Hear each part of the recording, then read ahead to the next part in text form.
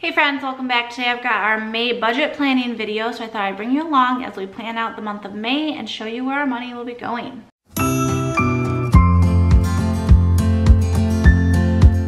If you're new around here, I do hope that you enjoy the video, and if you do enjoy it, consider subscribing to be a part of the family. We'd love to have you along on our journey. But I'm gonna jump right in for the month of May. There's some exciting things coming up that actually don't affect the budget, so that's exciting in that sense. But May is going to bring about the end of the school year for the kids. They go to school through the end of May.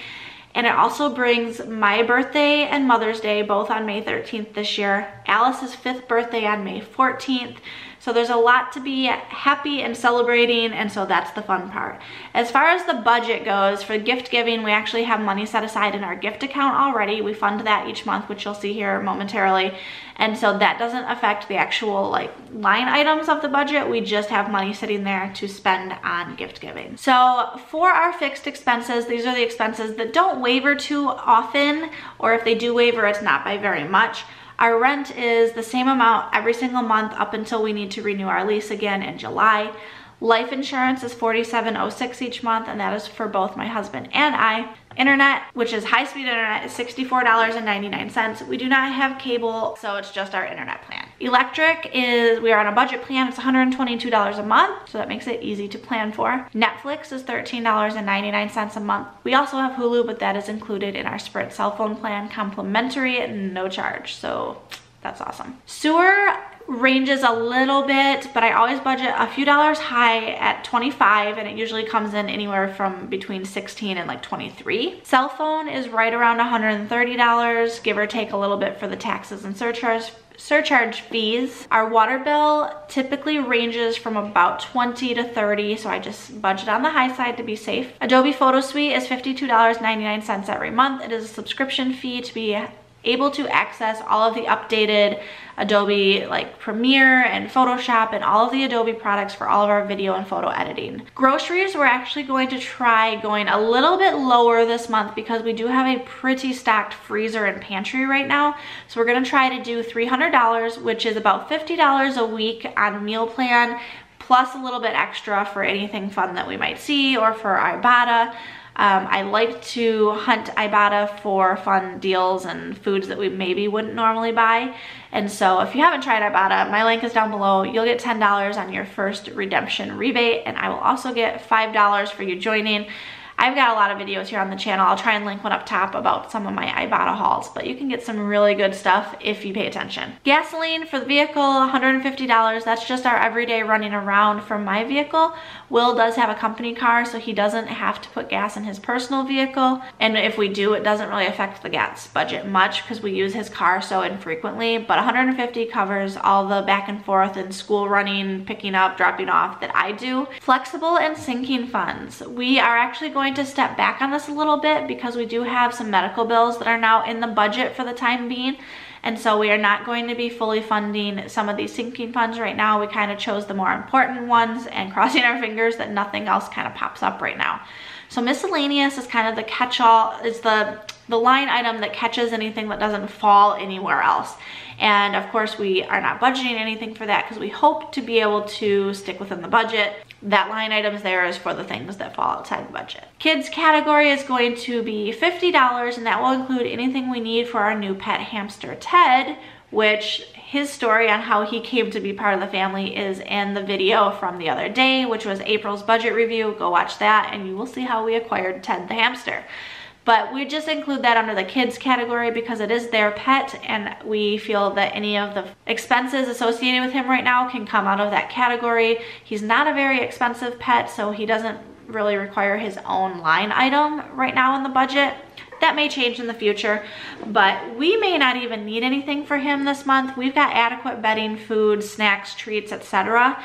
And he has a great cage right now that my husband built. There will be a DIY video of what we did for that coming up on the channel here soon. So long story, even longer, $50 for the kids category will cover anything we might need for the kids for end of year, any school class parties or anything like that they might need. Household and clothing, we're actually not gonna budget anything. I can't think of anything that we need for the house. There might be things that I might want as far as, and I'm not talking big things like appliances and stuff, but there might be household cleaners or new scents of candles or stuff like that. But luckily, with it being my birthday and Mother's Day month, I can get my new candles and stuff, ask for that for gifts, and then it doesn't have to come out of the household budget. Clothing, same thing. I do probably need some new capris for summer because I have lost about 25 to 30 pounds since last summer, and the ones I had then do not fit. But I will probably just take some of my birthday money and go buy myself something instead of having it come out of the household budget or the clothing budget. Personal care, we are putting $75 there. I don't know if we will even use that. I think we are set on all of our like supplements and like protein powder and stuff, but every time I feel that we're set, we end up using it. So I'm gonna leave it there for now, just in case. Medical and health, we have set for $100, and that's just for our monthly co-pays and medications for like the month of May. So I'm currently in physical therapy two times a week.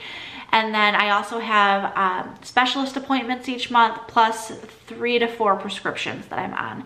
And so that $100 will cover that, but also any bills that come in from prior months for appointments that I've already had that I have not paid for yet. Because I do have some outstanding ones yet that have been submitted to insurance but haven't been sent to me for my payment. So that will help cover maybe some of that. But the medical and health category has really thrown us off the last few months. Fun money is bare minimum for us, $37. That covers our snack crate that we do review videos of here on YouTube, which are really fun and something that the whole family does together.